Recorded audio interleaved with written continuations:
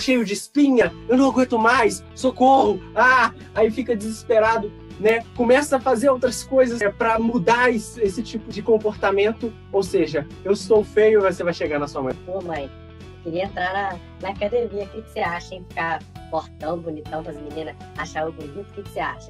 Ou você chega lá no seu pai, alguma coisa assim, poxa, pai, não aquelas roupas mais descoladas, né? Aquele boné mais maneiro assim e tal. O que você acha? Eu queria uma graninha aí para poder comprar, ficar aqui com um traje bacana, né?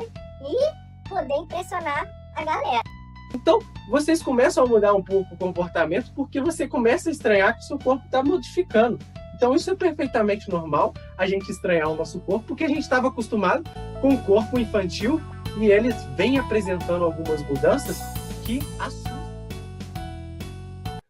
Fala, pessoal, tudo bem com vocês?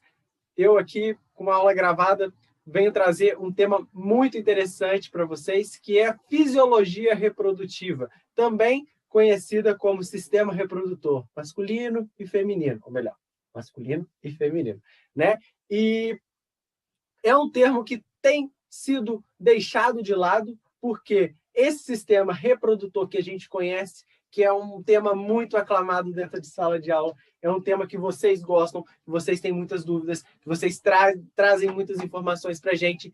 É muito legal de falar, principalmente presencial. Infelizmente, a gente não pode estar presencialmente trocando essa ideia, mas esse termo a gente está deixando um pouco de desuso, porque o sistema reprodutor masculino e o sistema reprodutor feminino têm interligações com outros sistemas, né? A gente sabe que, por exemplo, o sistema excretor está envolvido em ambos, né? A gente sabe também que todo o sistema neurológico, né, o sistema nervoso, interfere justamente lá no sistema reprodutivo. Então, a gente sabe que o sistema reprodutor não serve apenas para a reprodução. Então, a gente gosta de chamar também de sistema genital feminino e sistema genital masculino, ok? Então, fiquem aí, porque tem mais informações muito interessantes para a gente discutir na aula de hoje. Bom, onde a gente começa a entender um pouco mais a reprodução é na puberdade, na adolescência, né? A gente acaba trazendo esse tema como algo igual, né? Puberdade e adolescência são sinônimos, é a mesma coisa, mas não. São termos diferentes e a gente estuda eles como coisas diferentes, né?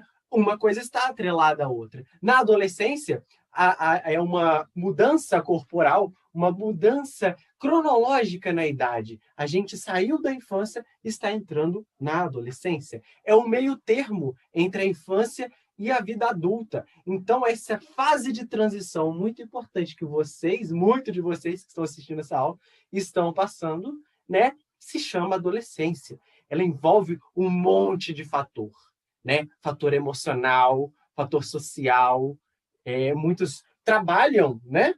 Na adolescência, começam o mercado de trabalho na adolescência. Outros não, outros começam a trabalhar bem depois, lá na vida adulta, depois que forma, ou depois que termina os estudos do ensino médio, por exemplo, né? Tem gente, por necessidade, que começa a trabalhar antes mesmo da adolescência, né? Pergunta o pessoal mais velho aí, um avô, uma avó, um pai. Antigamente isso era muito comum, as pessoas deixavam de estudar para trabalhar, por exemplo. Hoje as realidades, as oportunidades vêm melhorando, graças a Deus, né? E isso pode estar mudando um pouco, mas isso ainda existe, né? Isso ainda existe, infelizmente. Porém, por isso que a adolescência é um fator social também e um fator emocional. É uma fase que a gente está desesperado. Eu vou mudar de lado aqui para vocês verem o outro gráfico. É uma fase que a gente está completamente maluco, né? É um aumento de hormônios de uma vez só. Eu vou mostrar para vocês no próximo gráfico a quantidade de hormônio que começa a aparecer na gente assim, que a gente não entende, né? A gente começa a estranhar o nosso corpo, a gente acha que tá feio. Ai, meu Deus, eu tô feio, eu tô gordo, eu tô gordo, eu tô cheio de espinha, eu não aguento mais, socorro! Aí fica desesperado, né? Começa a fazer outras coisas para mudar esse tipo de comportamento, ou seja, eu estou feio, você vai chegar na sua mãe. Pô, mãe, eu queria entrar na academia, o que você acha, hein? Ficar fortão, bonitão, para as meninas acharem bonito. O que você acha? Né? Ou você chega lá no seu pai, alguma coisa assim, poxa, pai, queria aquelas roupas mais descoladas, né? Aquele boné mais maneiro assim e tal. O que você acha? Eu queria uma graninha aí para poder comprar, ficar aqui com um traje bacana, né? E poder impressionar a galera. Então, vocês começam a mudar um pouco o comportamento porque você começa a estranhar que o seu corpo está modificando. Então, isso é perfeitamente normal, a gente estranhar o nosso corpo, porque a gente estava acostumado com o corpo infantil e eles vêm apresentando algumas mudanças que assusta a gente, né? Assusta tanto fisicamente, né? Ou a gente olha e, meu Deus, eu estou mudando. E assusta também psicologicamente, né? A gente não entende muito bem o que está acontecendo com o nosso corpo, né? Outras coisas que aparecem, o nosso interesse sexual. A gente começa a se identificar com outras pessoas de uma maneira mais quente, assim, né? Você começa a ter um crush na escola, você começa a gostar de certas coisas que essa pessoa gosta, e assim por diante. Você começa a se aproximar com o gênero que você se identifica, com a orientação sexual que você se identifica. Então, você começa, nessa fase da adolescência, a apresentar o que você se identifica. Os seus gostos começam a aparecer com mais frequência. Por que que isso acontece? Os hormônios ajudam, né? O seu corpo está modificando para que isso aconteça. E é normal a gente ter essas sensações, né? E é normal também a gente não sentir essas sensações.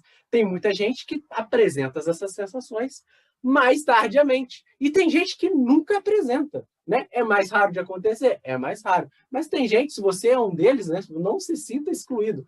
Muita gente que não apresenta o sentimento sexual, né? A atração sexual na adolescência. Talvez tem gente que nem apresente essa atração. Isso é normal, isso acontece e é perfeitamente plausível, ok? Outras coisas que podem acontecer, misturas de sentimentos. A gente está gostando de uma coisa agora e depois não quer mais, não gosta mais. Isso é natural, né? Lembre-se, tem muitos hormônios explodindo dentro do seu corpo. Então, se essas misturas de sentimentos, essas misturas de comportamento, os comportamentos são cada vez mais estranhos ou cada vez que vocês não entendem, até mesmo os familiares de vocês falam: nossa, esse menino está muito problemático, socorro, eu não estou aguentando mais. Por quê? É adolescência. Não vamos botar a culpa sempre na adolescência. A gente consegue controlar tudo isso, sim, a partir do momento que a gente entende que isso é uma fase momentânea e uma fase importante para a sua vida, para você construir o que você vai ser no futuro, né? E também, outra coisa, a gente começa a se identificar com certos grupos, não é?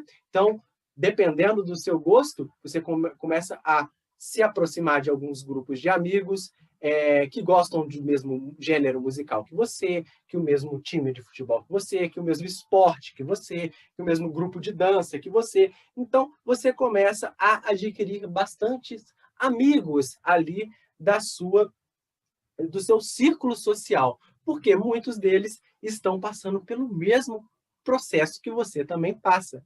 Então, é muito natural você construir esse tipo de situação dentro das escolas, por exemplo, né? Isso ficou um pouco complicado pela pandemia que a gente está passando, mas mesmo assim, com a aproximação global do WhatsApp, das redes sociais, a gente ainda consegue permanecer com esses comportamentos. Então, tudo isso que a gente viu na adolescência e na puberdade reflete diretamente aqui nesses comportamentos sociais que a gente apresenta naturalmente com as pessoas que vivem ao nosso redor, né? A puberdade, por sua vez, é todos esses hormônios que vão alterar o nosso comportamento, a nossa fisiologia, o nosso corpo, né? Então, ele vai envolver naturalmente esses processos biológicos, tá? E quais são esses hormônios? Nós temos aqui a hipófise, né? Que é uma região aqui do nosso cérebro, ok? Que fica na base do nosso cérebro, bem lá dentro, que vai produzir dois hormônios muito importantes, tanto na reprodução masculina, quanto na reprodução feminina, tá? No sistema reprodutor de ambos os gêneros, ok? O que ele vai fazer? O FSH, que é o hormônio do folículo estimulante, ok? E o LH, que é o hormônio luteinizante. O que é isso, professor? Eu preciso saber isso? Anota aí no caderno de vocês, que isso é importante para as provas futuras que vocês possam fazer, né? Principalmente aquelas provas de Enem, do PISME. Então, é muito importante vocês anotarem, e isso pode ser bem útil para você lá no futuro, ok?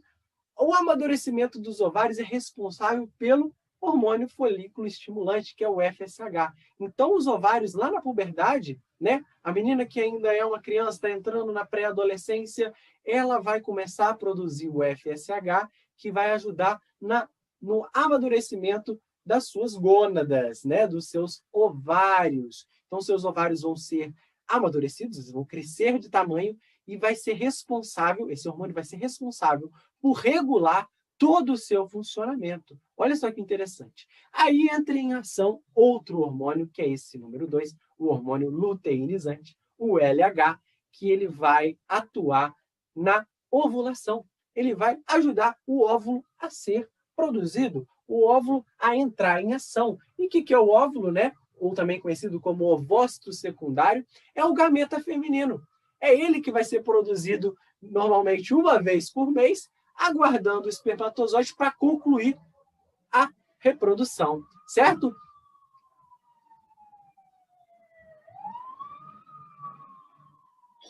A partir do momento que os ovários estão amadurecidos, né, os óvulos estão sendo produzidos, vai entrar em ação outros 2 hormônios que são produzidos por esse cara aqui, ó. Tô na frente. É o ovário. O ovário, ele vai produzir mais 2 hormônios que vai preparar o corpo da mulher para uma possível fecundação, né? Todo mês ele vai produzir o hormônio progesterona e o hormônio estrogênio, que vai preparar o útero da mulher para receber um óvulo fecundado, ok?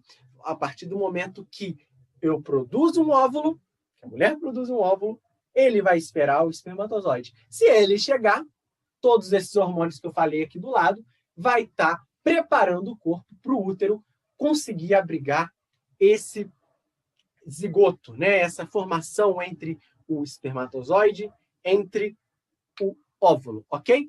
Então, o corpo vai estar preparado para isso. Então, todo mês ela tem que fazer esse processo. Todo mês ela tem que produzir todos esses hormônios, né? Todo mês ela tem que passar por esse processo que a gente chama de menstruação. Já já a gente vai abordar mais um pouquinho sobre isso, para esperar uma possível fecundação, ok? Professor, isso só acontece na nossa espécie? Não. Cada espécie animal tem sua forma de fazer isso. Então, elas podem ter outras espécies podem ter um período maior, talvez não seja só de mês em mês, pode ter um período maior, pode ter um período menor. Isso varia. A evolução moldou a nossa espécie para que seja de mês em mês, né? Então, é muito importante a gente entender como é que funciona esse tipo de situação. Já no sistema genital masculino, o hormônio folículo estimulante e o hormônio luteinizante, o LH e o FSH, vão atuar de uma maneira um pouco diferente, né? Até porque a gente está tratando do sistema genital masculino. O FSH, o que ele vai fazer?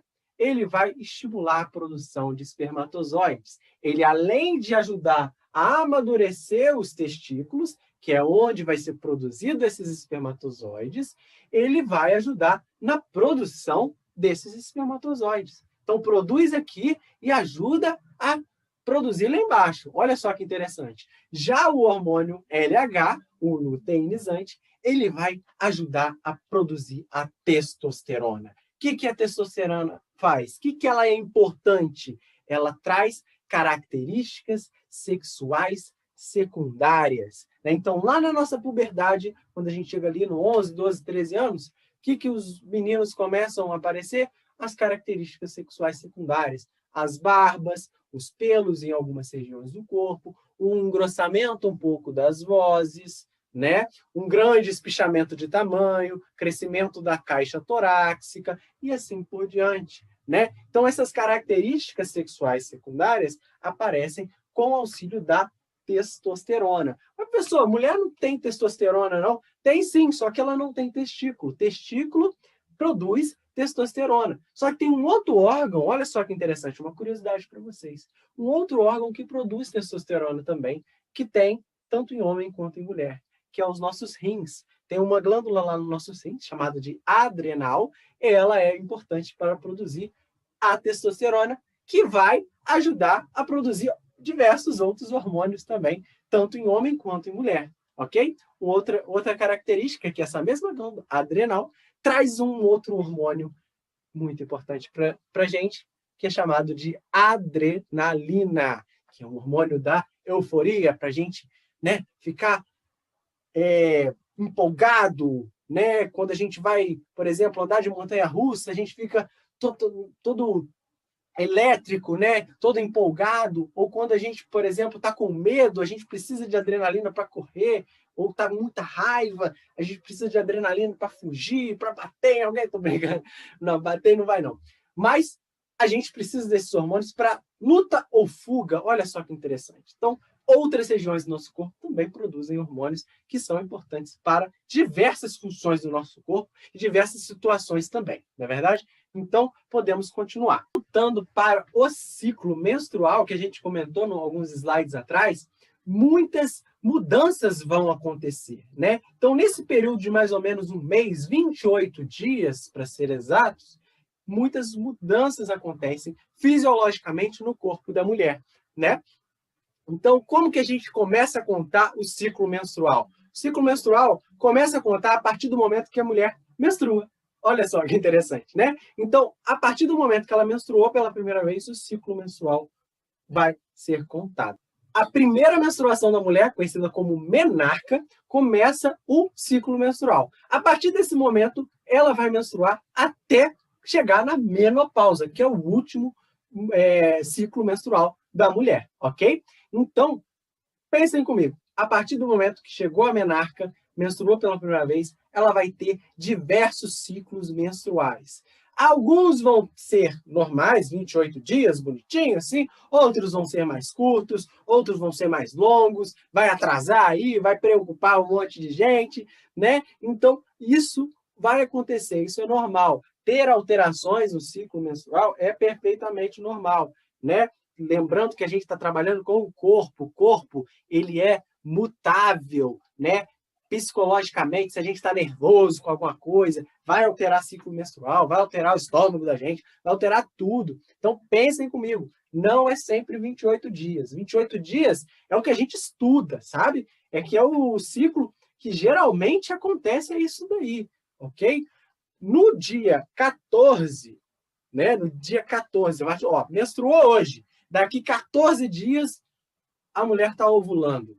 Em média, tá, gente? Em condições normais, em condições, né, que a gente está controlando quase tudo praticamente. Então, no dia 14, após o 14º dia da menstruação, é o momento da ovulação, ok? Pode ser antes? Pode. Pode ser depois? Também pode, mas geralmente é lá no 14º dia, tá? O que acontece lá nesse 14º dia?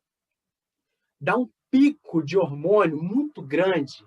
E esse pico de hormônio é muito importante para justamente avisar o corpo da mulher que ela está no período fértil. Às vezes, a mulher, né, ou até mesmo o companheiro, consegue perceber esses sinais, né? Porque a gente perdeu muito isso. Os animais têm muitos sinais quando está no período fértil, né? Muitos animais apresentam esses sinais, feromônios, o momento do cio e tudo mais.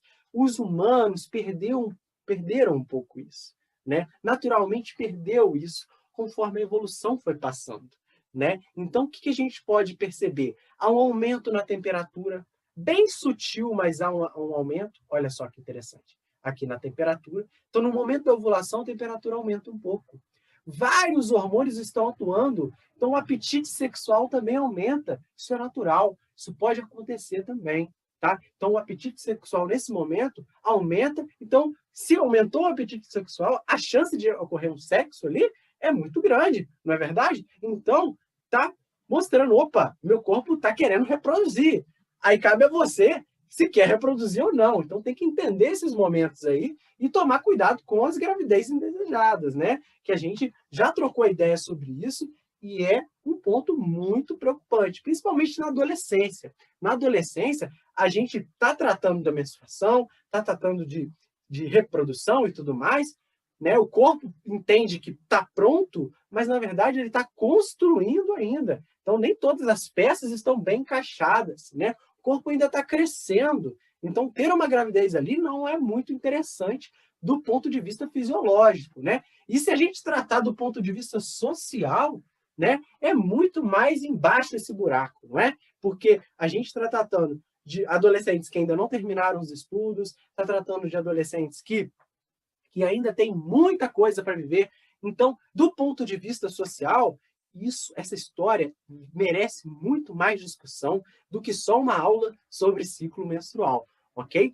Prometo que a gente vai discutir sobre isso depois, certo? Então, olha só o que acontece. O LH aqui, ó, lá na hipófise, e o FSH dá um pico, opa, peraí, tem que preparar o útero, eu preciso preparar o ovário para amadurecer e tudo mais, né? Então, ele dá um pico ali, que é muito importante. O estradiol, ele vem sendo produzido aqui, ó, até chegar na ovulação, e depois ele cai um pouco, né? O que acontece aqui nesse momento? Está preparando o útero para que isso aconteça. A gente viu no slide anterior. E a progesterona, ela vem depois. Ela tem duas funções. Uma, se houve a fecundação, opa, teve sexo ali, houve fecundação, ela vai preparar esse embrião para ficar bem firme e não deixar a menstruação descer. Se a menstruação descer, significa que não teve fecundação, então tá tudo certo ali, né? E tudo mais, né? Ah, mas professor, tem casos de que a pessoa estava grávida e menstruou ainda, né? O que aconteceu ali? Pode ter sido um sangramento, alguma coisa assim. Fisiologia humana é um negócio muito mutável, mas normalmente não acontece esse tipo de sangramento, ok? Não desceu a menstruação, pode ficar preocupante. Pode ser um atraso? Pode ser um atraso, mas pode ser um indicativo de que a sua progesterona não deixou a menstruação descer. Então, se não desceu, é porque provavelmente tem um embrião ali sendo nutrido justamente por essa irrigação aqui, ó. Tá vendo aqui, ó? Tudo isso aqui é a camada do útero que foi irrigada com bastante sangue. Sangue significa nutriente. Nutriente para quem? Para o seu embrião, ok? Se não tem embrião ali, esse sangue não precisa. Então, ele joga fora esse sangue para depois trazer tudo de novo depois de um mês, né? E tudo mais. Então, as mulheres passam por esse processo todo mês. Então, meninos que estão vendo isso aí, olha só que complexidade. Então, valorizem as meninas e vejam que esse processo não é tranquilo de se passar todo mês. Então, somos muito privilegiados. Continuando com o nosso estudo, com a nossa discussão, o próximo slide aqui